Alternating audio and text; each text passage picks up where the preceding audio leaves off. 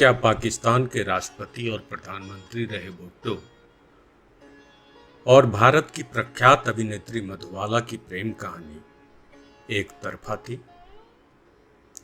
बरसों बाद भी इस सवाल का जवाब नहीं मिल पाया है। हाँ, गाहे बगाहे इस कहानी की चर्चा जरूर होती है। मधुबाला का जन्म 14 फरवरी 1933 को दिल्ली में हुआ था। उनके बचपन का नाम मुमताज जहां बेगम था। उनकी पहली फिल्म थी बसंत। मशहूर अभिनेत्री देविका रानी उनसे बहुत प्रभावित थीं और उन्होंने मुमताज जहां बेगम की जगह उन्हें मधुबाला का नाम दिया था। वर्ष 1948 में उन्हें फिल्म सिंगार में सुरैया के साथ सहनायिका का रोल मिला।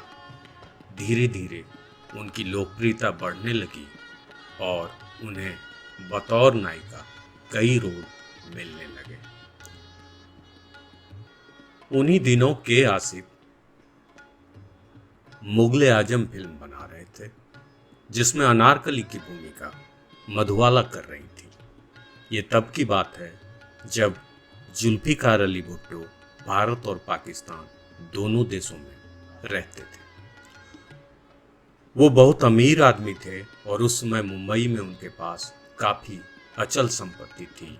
उनके पास मुंबई के बांद्रा में माई नेस्ट नाम की एक विशाल हवेली भी थी।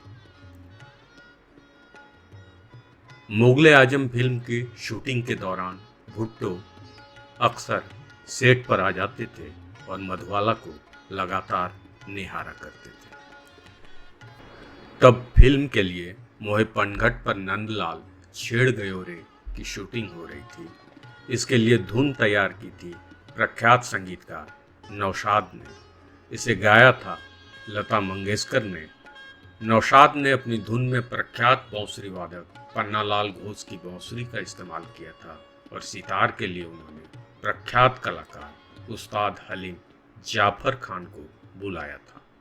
इस गीत के लिए मधुबाला को जो डांस करना था, उसके लिए महान नर्तक लच्छू महाराज नृत्य निर्देशन कर रहे थे।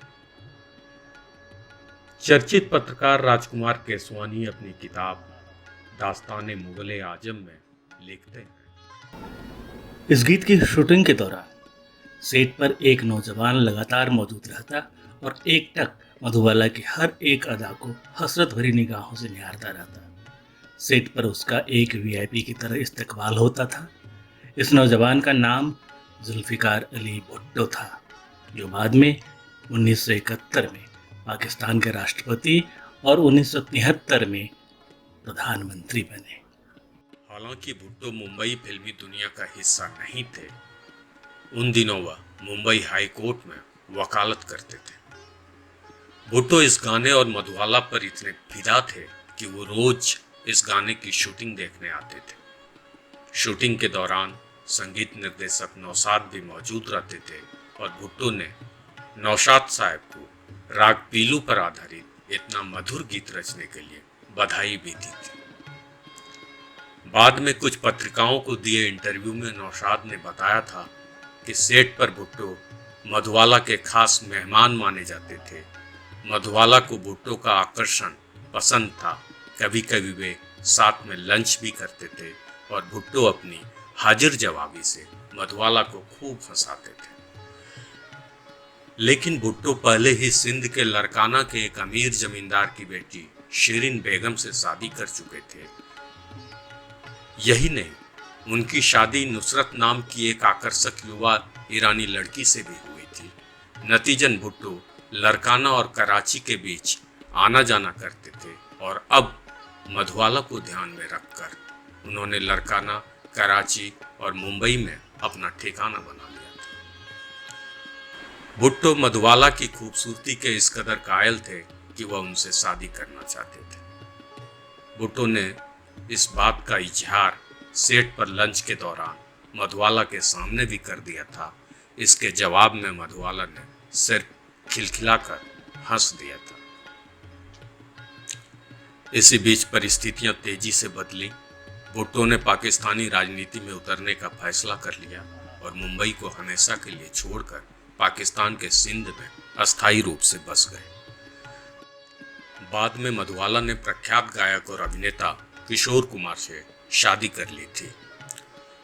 भुट्टो के सिंध में जाकर बस जाने और मधुबाला की शादी किशोर कुमार से हो जाने के बाद उनके और भुट्टो के बीच का वास्तविक संबंध रहस्य में डूबा ही रह गया।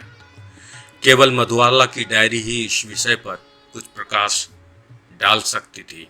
हालांकि उनकी डायरी को उनके पिता ने मधुबाला के साथ ही उनकी कब्र में दफना दिया था। अगर आपको पसंद आई हो ये कहानी तो लैंप पोस्ट को जरूर सब्सक्राइब करें और अगर आपकी इच्छा हो तो अपने दोस्तों को भी भेजें। नमस्कार।